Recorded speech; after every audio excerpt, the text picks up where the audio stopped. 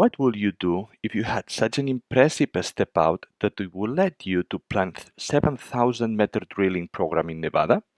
In this episode, we explore how Summa Silver Corp is achieving extraordinary progress in a high-grade mining and what this ambitious progress means for the future in the industry. Stay tuned to discover all the details.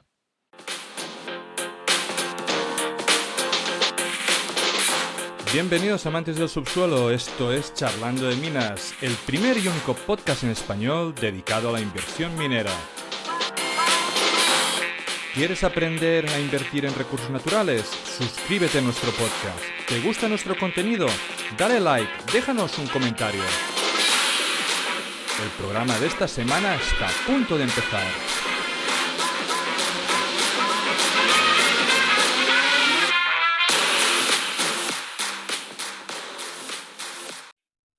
Welcome to Charlando de Minas, the Spanish podcast dedicated to mining investment, today in English. This is the original interview, but if you are expecting this in Spanish, don't worry. You will have the double interview in the language of Cervantes. Today, Galek McMahon returned to the program to discuss the program Summa Silver Corp after roughly a year since our last interview. We are here to go deeper on the company's two primary silver and gold exploration projects, the Mogollon project in New Mexico and the huge project in Nevada. Summa Silver is focused on exploring high-grade historic mining districts in the US that remain vastly underexplored with modern methods. If you haven't watched our previous interview like a year ago, you can find it in the link below in the comments. You will probably have a better understanding of the beginning of the company and how we arrive at this point. Thanks, Galen, for coming back. How are you? I'm doing very well. Thanks for having me back on. And I like the introduction you just gave on our company, because the way you say Hughes, and it's just a difference in our languages, but the way you say Hughes, it sounds like huge. And I like Yeah. to hear that, huge, Yeah, Thank you. Thank you, Leo. no, it's fine. And I know that because I am a Spanish speaker, probably some of the things that I talk in English are not the correct accent. But really, when I look at, I always think in huge, anyways. And it's probably a word game, anyways. Probably just to provide some backgrounds of Summa Silver, maybe we can have a look of the two projects, and in the ways we can provide a little bit of background, and then what have been done the company since then, since the last interview. Sure. No, Sure. in the Mogollon project, it's located in the southwest of New Mexico, and it's the state's largest historic silver producer. The primary focus is the Queen vein system, which has demonstrated a high-grade silver gold mineralization across multiple targets, including Consolidated, South Queen, and Everle. These targets represent a significant exploration potential along a 2-kilometer strike length, with the Queen vein remaining open for expansion in both along strike and depth. Beyond the Queen vein, Mogollon also encompasses a broader and largely unexplored area of more than 77 kilometers of prospective vein structures, providing further opportunities for discovery. And since our last interview, I'm checking, because what we do in all the project is we keep to our audience with all the news. What we have summarized is that you guys have made a lot of drilling efforts on the Mogollon, confirmed the high-grade silver gold mineralization along the 2 kilometers of strike, including the step-out drilling with over 390 grams per ton of silver equivalent in over 7.4 meters, and a significant upside in both the South Queen and the Everland target. And in the Everland target, you also returned with over a kilo gram of ton for silver equivalent in over 1.65 meters. As well, the company has completed some soil geological survey, identifying new priority targets for exploration, and plans here, I guess, for a resource-style drilling program. Now, anything that you want to add? I mean, have been a lot of efforts, I think, on the Mogollon with the drilling, and a lot of success with this high grade. And I mean, for me, when I see small veins for less than a meter, then for me it means difficult. It means Yeah. that can cause problems in production. But here we are talking with veins over 5 meters, over 6 meters, over 7 meters, that starts to be really interesting with the high grades. Yeah. Yeah, and even more than that, where that vein gets to be its thickest, you're looking at 20 to Mm, 30 meters, even in true thickness in some cases, which for me is very unique. I had never really worked with anything like that before this. So mm, when you're drilling things like that, and you build ounces very, very quickly, and I think at Mogollon, uh, there's just such big scale potential there that I think the best is probably yet to come. But a lot of work to do, which is of course part of the opportunity there. Hmm. Hmm. No, no, and not only you build up ounces, but you reduce a lot of risk, because a lot of these small veins, we have seen many examples that when they start production, they end up closing down because the cost just rises, because the veins are complicated to follow sometimes. Then when you have Yeah, this, they can be for yeah, sure. this, Yeah, they can be, you can still make really good money on high grade narrow veins, and there's yeah, lots of great examples in Nevada of that happening, mm, for sure. But on this project, we're in the great position that the main vein is very wide, maybe even uniquely wide, and mm, compares very favorably to some of the better known cousins in Mexico that the Spanish have been mining going back, say, 500 years. It's just an unexplored version of that is the way that we approach it and the way I think about it. perfect. And now, if we focus with a huge project, it's located in the central Nevada, and it's part of the prolific Tonopah Silver District, and has several high-grade discovery over the past few years, extending the known silver gold mineralization eastwards from the historic Belmont mine. And in this year, since our last interview, I think in the huge projects has been expanded eastwards with the discovery of new veins along the eastern expansion of the Tonopah district. The ruby and the sapphire veins have shown promising results with silver and gold mineralization extending over 6.2 kilometers. And you have a recently a step out that has confirmed a very high grade intercept, such as 1400 grams per ton of silver equivalent over 3 meters. No? Um, then, I mean, there are also really high and good results over the huge project, right? Yeah, yeah. Well, that was always one of the key questions in this district going back decades is, looking at the extensions on both sides of them, because I really believe that there is no reason that the district shouldn't continue in either direction.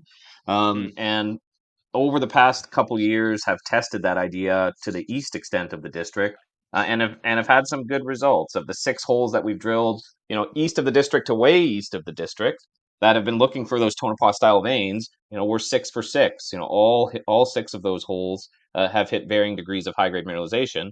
Of course, with the high grade being 3 meters of 1,450 grams per ton silver equivalent at Ruby, in a new vein. But also, up at Sapphire, it's 4.2 kilometers east of the district. One hole that was a little bit of a wildcat hole, chasing a geochemical anomaly coupled with a geophysical anomaly, and hit something like a meter and a half of 300 grams per ton silver equivalent, which is, for a first wildcat hole way out into yeah, almost the middle of nowhere. It's just a great place to start, just one hole, and you really have to be there to put it into perspective. But I was there a couple weeks ago touring a geologist around, and we went out to that drill pad and stood on it just to see where it was, and look back towards town and look back towards the district. And his comment was, "Geez, wow, you guys hit way out here." And it was like, yeah, yeah. So it's like, yeah, I think there's a lot of great potential out here. And honestly, I believe, and we believe, and our geologists have been really really hitting me with this, like going back since we started working on this company, that the eastern extension of the Tonopah district between Ruby and Sapphire, mm, is probably one of the best high grade precious metal targets in the state of Nevada. And the more they talk to me about it, the more I agree with them. So yeah, I no, think and it's I think it's looking amazing. I pretty mean, good. I really love these step outs. very far step outs, because it demonstrates the potential. You are not just Mhm. being conservative, you are going much further, demonstrating it might not be connected, it might be something completely different, it might be, but you still have the sky over there. You demonstrate all the potential. Yeah, like it might not be the same vein Hmm. or anything like that, but I mean, we look at the ratio of silver to gold in these systems, and in Tonopah, it's about 100 grams of silver for every gram of gold, 100 to 1. And Hmm. looking out east of the district, there's still a lot of work to do. It's still very early, but it just geochemically from ratios and other elements, it's like, geez, this looks just like Tonopah. So Nice. hey, it's not going to be the same vein. There's dozens and dozens and dozens of veins, but is it the same system? I think the chances are pretty good. Good, good. Now I will make a couple of questions for each project regarding the great success and the advance in both. No, in the Sure. case of the Mogollon, with the success of the last year in the South Queen and Everdell, what is the estimate timeline for releasing a resource estimate? And how do you Yeah. plan to scale drilling efforts to expand the Queen vein along the 2 kilometer strike? Yeah, yeah. So I think in terms of a resource estimate, that's something that myself and the team we think about very closely. Very, very uh, think about that a lot is actually, just the right way to put that. But I would say that the drilling that we've done to date, especially around the consolidated mine, Hmm. where we've got 20-ish holes drilled, and I think 8 historical holes that look to be verified pretty closely. That's drilled at what would support an inferred resource. But a matter of time and when we put that out is really a key question for our company, and there's two ways to look at that. And I think the first one is that, okay, well, if I just have a resource out on 500 meters, and the strike length to start is 2 kilometers, but the resource drilling is really only in that 500 meters, well, am I selling us short, and will that be viewed as a finish line instead of what it really is, which is Yeah, just the start line? Right. yeah. Okay. So that's one way to look at it. Right. But the other way to look at it is that uh, as precious metals start to come into more of the mainstream, which I think is what we're seeing, and Mm. we have a unique American silver project, or two of them really, you know at what point does a generalist investor that may, be a big fund manager from New York, is looking for silver assets, and there's just so few of them, that at what point does this person say, okay, like all these companies with resources, no matter what they are, I'm just going to buy them because there's so few American Yeah. silver opportunities, right? So, I just that's just a way of me not really answering your question. Yeah, I know. So it's something that excuse me. So I'm No, not, no, it's something, but it's something that we it's think fine. about I mean, pretty seriously. I think that there is a dichotomy, no, in a way that A dichotomy. if you don't publish any resource estimate, the feeling from investors is, well, they have nothing or they don't have enough to publish anything. If you publish something, Yeah, it might look that, well, this is it, guys. This is all the effort that I could do in short term. Then I publish this, and I will continue work further. Then where is the balance here? It's complicated, but it's true that you have done a lot of work, and then we will talk about with all the money that you have raised and how to use it, and maybe it's part from here, but you will need at some point to take something out. Otherwise, people will believe that you continue drilling, drilling, drilling without taking anything out and without that's right. putting at least an initial resource over there. So what's the right balance there? What's the tipping point? I don't know what the answer to that is, but I agree with everything you said. Well, I think that the tipping point from the investor point of view, it depends of the numbers that you will take. If these 500 meters or whatever is a decent resource that might support something else and might meaning something else, then it's fine. If it's very little, then it's obviously not fine. I mean, it all depends how much material do you guys have, and what is the quality of it. Yeah, and then what is that relative to our current valuation? Well, I mean, yeah, it's true. I mean, and this is another question that I have, because valuation of the company, I mean, has some volatility, but it remains flat over a year, even though you clearly have advanced in exploration and taking and the risk in the project, let's say in that way. But investors haven't not seen it that way, even though the precious metals have been rising. Silver and gold both have much more value. No, then what do Yes. you have to demonstrate to them, or what do you have to offer, or maybe you have to offer something different? Yeah, it's just that balance, right? It's Yeah, that balance, and the timing is, something that you want to get right, and something that we take pretty seriously. But at the end of the day, look, we've got a lot of ounces drilled on both of these projects, and there's a I agree. lot of room to grow. And if I didn't see at least a viable path to 100 million ounces on each one, we wouldn't be working on them. That for me, Okay, I then. need to at least see that. I don't Okay, think we're there yet, but I need to at least see that path to 100 million ounces on both projects, or else, what are we doing? great. You have given me now an answer. You have given me now a value. Like when these guys will have something close or that you can foresee these 100,000 ounces, there will be a resource. Then this is Well, you know great. what? I don't want to get to that. I would definitely consider putting out resources that were less than that, but Okay, it's yeah. just in time. Do I see that potential there? Absolutely, absolutely. Okay, then the next question is, when do you think that you will see that potential there? I think, like, going back to your point about, hey, we've done a lot of drilling, and at some point investors say, okay, now's the time, right? And I think we're closer to that, okay, now's the time, point in time. Okay, But I'd look for something for sure in the next, uh, you know 6 months or so, 12 months or so. I want maybe we get through one great. more drill program, what we're planning in Tonopah, and see where we're at. Perfect. Um, Yeah, then in the Mogollon district, you have a lot of historical data, no, and you have been really successful in drilling using part of this historical data. But from the yeah. investor's point of view, my question it would be, how reliable is this historical data, and how do you guys integrate this into the current exploration in order to the risk, and as well improve, no, the drilling accuracy of the new drillings and the step out, and for looking for more resources. Yeah, yeah. Well, like, whenever it comes to historic data, the reliability of it always varies based on the source. And in these old places, you have information that goes back to the beginning, maybe 100 years ago. And sometimes that is actually very good. You also have information maybe from drilling that was done, especially at Mogollon, there was some drilling done in the 80s. And I would say that's been pretty good to good as well. But I mean, what it comes down to is using all the information you have and integrating all the information you have to make the best exploration decisions. And I think you alluded to this in your question. And more is always, always better.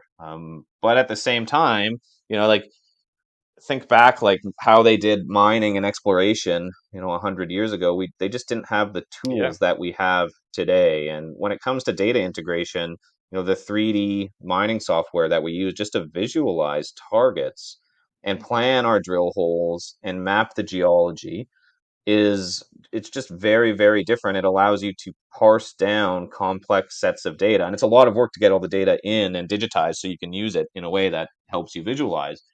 But when you have all of that done, it really speeds up the exploration process, and things start just, as geologists, things just start coming at us that, okay, look, there's a great target. And it's hard for me to explain, but when you can really visualize everything in 3D and think in 3D, Yeah. even 4D, if you think about the fourth dimension being time, but that's, a whole other discussion, Yeah. then you've got power.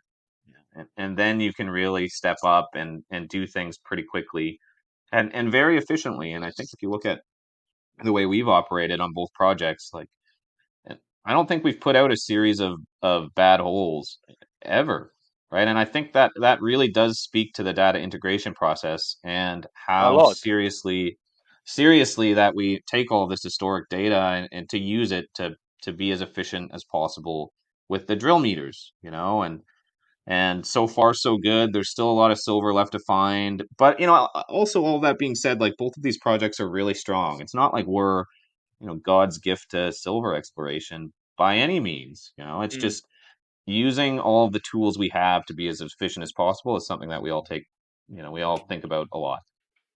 Okay. Now let's move to the Nevada project.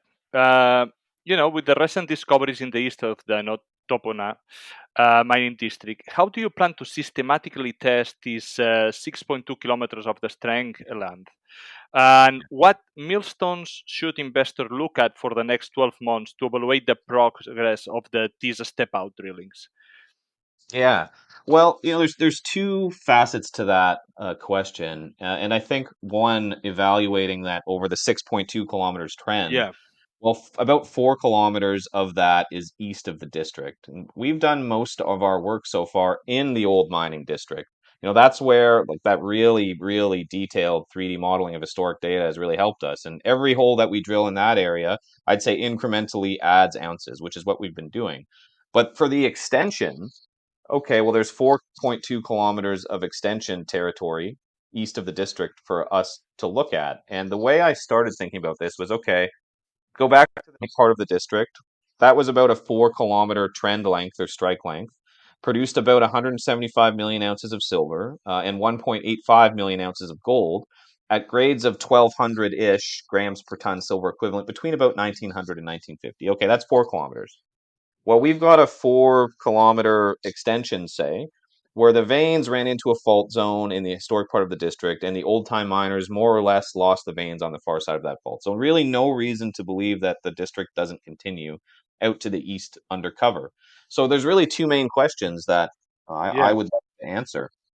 Number one, if there was 175 million ounces of silver produced in the historic part of the district, and how much is left out to the east of the district that's not unexplored? I mean, like that's the type of target, that's the type of swing we're trying to take. That's number one. mm, Number two, how do we find the main structure out there?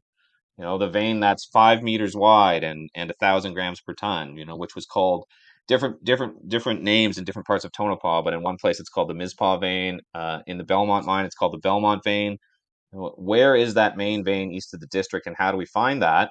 And that's what we're trying to take a shot at with drilling that's going to start here in about a month east of the district. So we'll be number one following up on that hole that was 3 meters of 1450 grams per ton silver equivalent, and that'll give us a real understanding of like which way the veins are moving, you know. yeah, And from there we'll plan additional holes, probably several of which will include a fence across the whole stratigraphy and the whole vein system because yeah, to try to find that main vein because Tonopah, the vein district where the veins go east and west, which is what we're looking for, might be 700 to 1,000 meters wide, in that window, which there will be multiple veins, dozens of veins, and now where's the main one? So we think that drilling offensive holes in the right place, maybe it's 3 holes across that, yeah. is a good way to take a shot at that. Nice.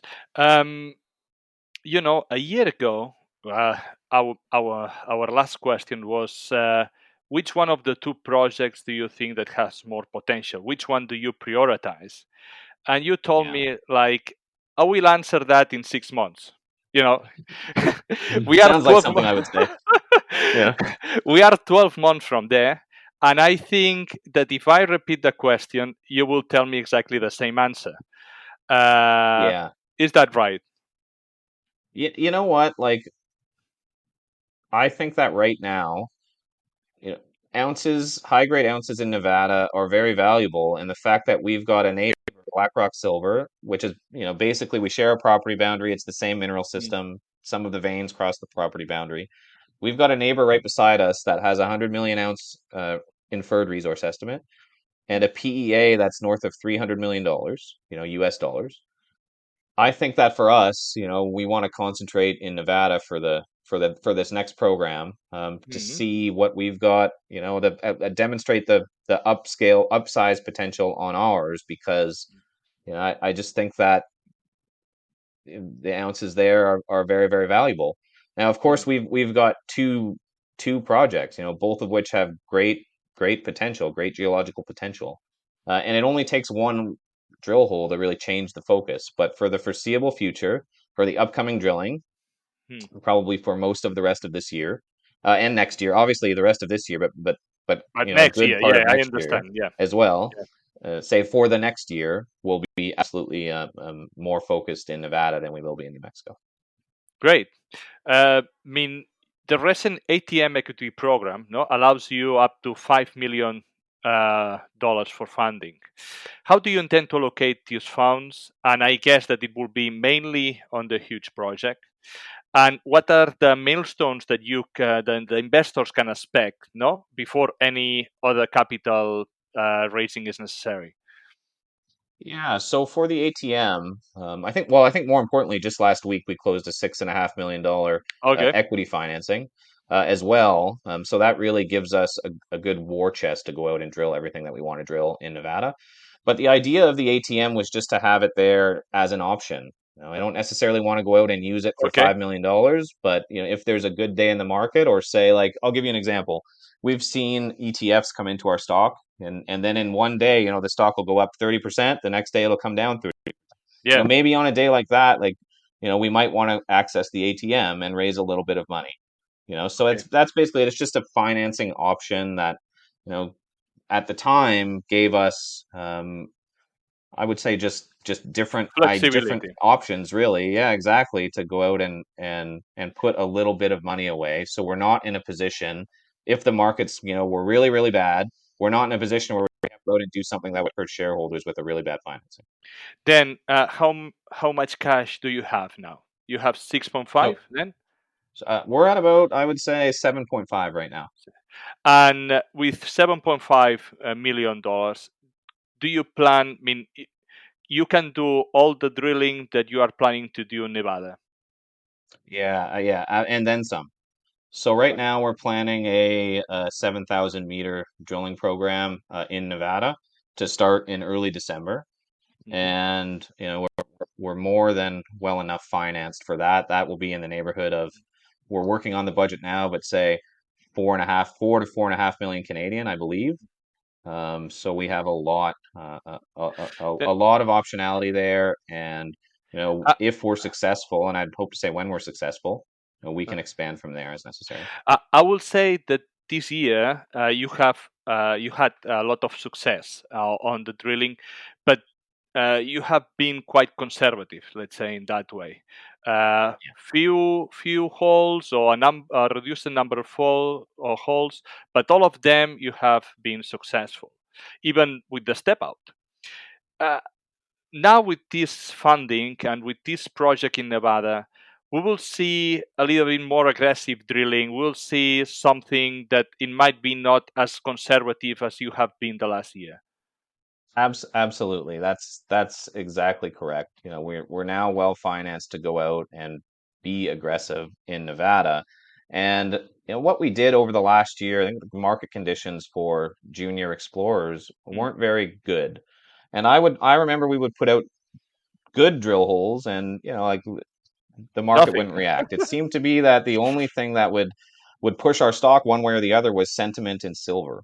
Yeah. So we made the decision tactically to kind of go a little bit slower, preserve capital, preserve the share structure, which is still in great shape, Hmm. to get ready for a time when investors were a little more interested in silver exploration stocks, and then get back to work in an aggressive way. And I think we're there now. I mean, silver's what, over $32 today. I mean, it's run up higher than that in the last little while.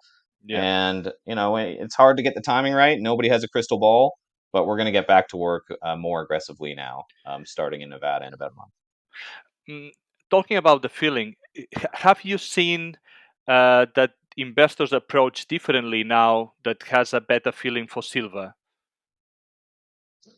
Yeah, I think yes. Uh, I think for sure. I think we've started to see some of the silver names start to move just in the last month. So I'm betting yes. I'm betting that it's coming soon. Great. Talking about permitting, you have two projects, one in New Mexico, one in Nevada. I would say that Nevada is well known for all silver and gold, and we cannot expect any problems on permitting there. What about New Mexico? I mean, Yeah. will be complicated to have permits there, and what is the extension of the permits? Maybe now for exploration or advanced exploration it's fine, but eventually for production it will be much more complicated. How do you foresee this? Well, yeah, first of all, like the comment you made about Nevada is absolutely correct. So Uh, we've done a lot of our work on private property, and in mm, Nevada on private property, I mean, you don't even need a permit to show up and start drilling. You can just show up and start drilling, which for me, that's the first time I've ever experienced mm, that. So all good. That's great. New Mexico is also pretty good. I mean, we operate, all of our drilling is done on private property as well, which means we've permitted with the state authorities there. And there's not that much. The other thing that's interesting and I think good about New Mexico is that there's not that much exploration there right now. So you really, when you're working with the state permitting people, you really have a direct line to them, and you can really communicate closely with them, um, in a very positive way. So, so far we've been quite happy with the process in New Mexico. I would compare it to some of the provinces in Canada, perhaps British Columbia, something like okay. that, just in my experience. Yeah. But oh, the next part of the question and moving to production. Well, because we're building a critical mass on private property in New Mexico, there's a permitting path for small scale underground mines that have a surface footprint of, I believe, 10 acres or less, which for something that we'd be planning there, an underground vein deposit. Um, is of course very doable. Mm, Now, like anywhere, I think it's safe to say as well that anywhere in the third world, permitting is or anywhere in the third world. I'm very tired. I've been traveling a lot. Anywhere in the first world, permitting is something that takes time, effort, and you really have to make sure that you do all of your work that leads up to that correctly. And fine, we're going to do that anyways, right? Any good operator is going to do that anyways. So mm. I mean, what you do in situations like this is just, one thing at a time, plan for the future, do as many of like the environmental surveys that you can do now, as you plan for the future. So that's a little bit about our approach to permitting in New Mexico. Perfect. Um, the next question it will be regarding possible new merchant acquisitions. In some interviews in the past, I have seen that it's open, no, to the possibility to either make a merge or an acquisition. There is any ongoing discussions, any potential partner, any particular large silver producer that maybe it's moving right now with the hitting of the silver price? Anything to comment? Yeah, well, no, not officially, but I mean, it's safe to Yeah. say that, of course, we're always looking for ways to add value to the company and regularly in discussions with many different parties, Mm, as time goes on. So that's really all I can say on that one. But I will say that look, like we've got two assets in the U.S. where silver deposits and districts are just very rare, and therefore the projects are valuable. So, let's see how things develop. But our philosophy is that, we'll take these projects as far as we can in the time that we have with them and make the best decisions, make the decisions that are in the best interest of all of our shareholders when and if those decisions need to be made. yeah, this is means another question for the long term of the projects, right? Does you guys have in mind an exit strategy in a way like, yeah, we have two good projects. Now we, for example, not for the plan that you are doing, yeah, we work hard on Nevada. Probably there will be a big player that take out this project. Then with this, we have a lot of funding that allows either to acquire another project and develop the Mogollon and make it really a mine because we will have the funding from this. Is this a possibility? Is something that you look for?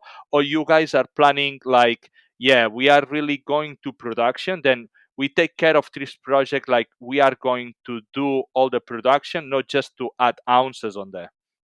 I think that you're always building these companies with the next step in mind. So you Yeah. want to be ready for the next step because, our philosophy is to take it as far as we can. So it's built for purpose, but at the same time, like you're never going to see me out here saying, "Okay, this is for sale." I just don't agree with that philosophy at Yeah, all. yeah, yeah. We're going to take this as far as we can and be as aggressive as possible Huh. in the time that we have. Great. Um, do you want to do any comment about the share price of the company? I mean, I agree with you that you guys have take care a lot of the number of shares, and you haven't diluted much, and you have working really well with capital. However, gold and silver have increased a lot during the last 12 months, let's say.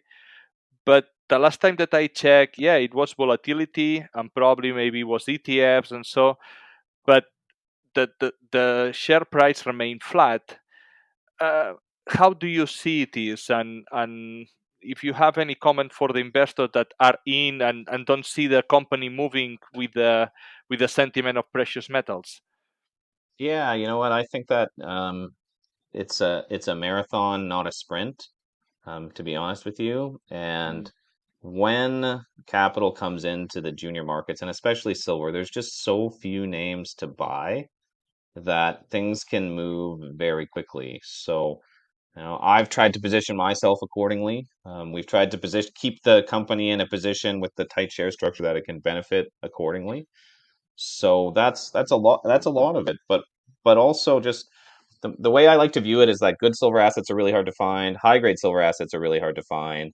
All of those two things, and then in the United States, mm, when we have a real market for precious metals, I think that we put ourselves, and I hope the best for shareholders to benefit to the maximum amount. Even though in the last year, if you look at our 12-month chart, it's about mm, flat. When you see that, like, we'll have like a month of good sentiment in silver, the stock will go from 40 cents to 60 cents in 2 weeks, right? So yeah. imagine that lasts for a year, right? That's the type of thing that I'm hoping we're in for. And Mhm. that's how I've at least positioned myself. Great. Then the last question for me, I think that we have reviewed um, all the company news for the last year, making a good summary. We have taken a little bit what is the priorities of the project. But just to summarize, someone that will comes today as an investor, someone that have seen this interview and have decided, yeah, I like Summa Silver, I will go in. What they can obtain in 12 months from now? Yeah, what can in terms of value add for the Yeah, company yeah, is in really terms of what you're value, saying. Yeah. what they can expect, Yeah, you know? yeah, I think they can expect us aggressively exploring to begin with the Tonopah project. Mhm, I think that it's safe to say I'm looking very closely at putting out mineral resources if I think those numbers will benefit the company. mm, And I also think that hey, and with the benefit of rising silver prices, I think that we're especially if you're a North American investor. I know that most of you guys are European, but if you're an American and North American investor, like there's only a few silver names that are out there, and ours is probably getting to be the point of a must own. And I'm going to look to add value in the next year, in the next 12 months, to make that a certainty. perfect. A final question that just came to my mind because Sure. tomorrow it will be the U.S. elections. This probably will be like out in a couple of weeks, but in the time of the recording, tomorrow is the U.S. election. How do you see uh, mining CEO of a junior company with both assets in the U.S. this election? And do you think that the business will change with either of the candidates? And how is your feeling about? You know what? No, I don't. I think there'll be differences with each of the candidates for Mm, sure. But look, there's a really this emerging theme of getting our metals from domestic sources, and the U.S. is one of these places that to this day is still very, very underexplored. I was listening to two podcasts. I listened to Trump on one podcast mm, about a week ago, and he even brought up rare earth elements, and mm, the need for us to break the reliance on places like China. And then I listened to a Democratic senator on the same podcast, John Fetterman.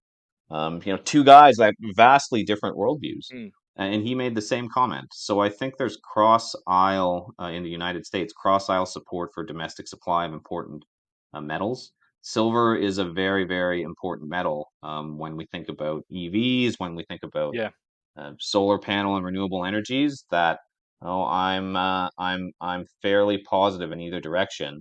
that responsible development of these important metals domestically will be supported by both sides of the aisle, and all politicians, or not all politicians, but Yeah, uh, uh, the both in sides. a consensus way in the United States. Perfect, Galen. Thank you very much for this interview. I think that we have a good overview of the company and what we can expect for the next year. I hope that we can talk again the next year and see all Yeah, the progress made in Nevada, because I am really expecting for this aggressive drilling, and can explain all of this to the followers of the program. Thank you very much for being a- here today. absolutely. Thanks very much for the time, and it's good to get into the details.